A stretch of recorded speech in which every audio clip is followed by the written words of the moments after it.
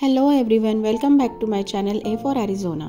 आजच्या ट्रॅव्हल ब्लॉगमध्ये आपण एक्सप्लोअर करणार आहोत Japanese friendship garden in Phoenix.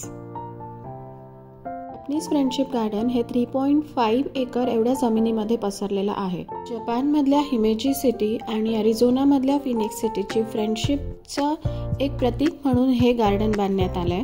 This garden is also known as Rohoen. Ro is a symbol for heron, Ho is a symbol for mythical phoenix bird and N is a Japanese word for garden.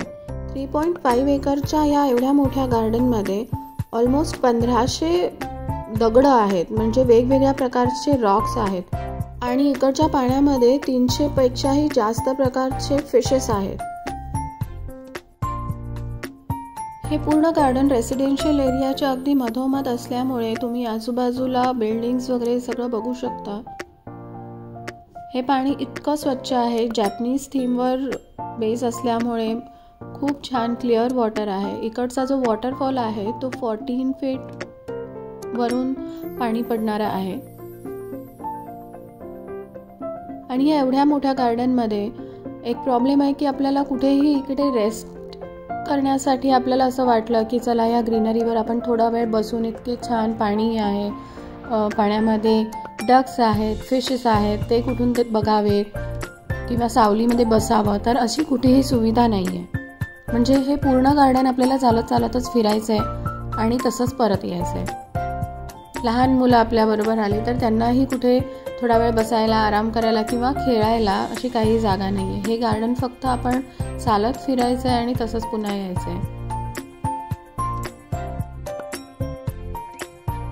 या गार्डनचं ticket $14 पर person adult होतं, पण आम्ही फिरून बघितलं, इकडचे fish वगैरे सगळं enjoy केलं बघण्यामध्ये, इकडचं नेचर, पण त्या पलीकडे अशी काही खूप मजा आली नाही। एक गार्डन बघून झालं, जॅपनीज थीमवर जे बेस होतं, हे वेगवेगळ्या प्रकारचे जे दगड आहेत ते 1500 पेक्षाही जास्त दगड इकडे टाकलेले आहेत या क्लीन वॉटर च्या आजूबाजूला पूर्ण गार्डनमध्ये। पण हे बघण्यात आणि एन्जॉय करण्यामध्ये $14 तिकीट पे करण्यासारखं असं काही वाटलं नाही आम्हाला। वन टाईम म्हणून आपल्याला एक्सप्लोअर करायचं असेल तर आपण इकडे जाऊ शकतो। तुम्हाला हा व्हिडिओ आवडला असेल तर नक्की कमेंट करून सांगा आणि अशाच प्रकारचे अजून व्हिडिओ पाहण्यासाठी ए फॉर ॲरिझोनाला सबस्क्राईब करा। Bye bye.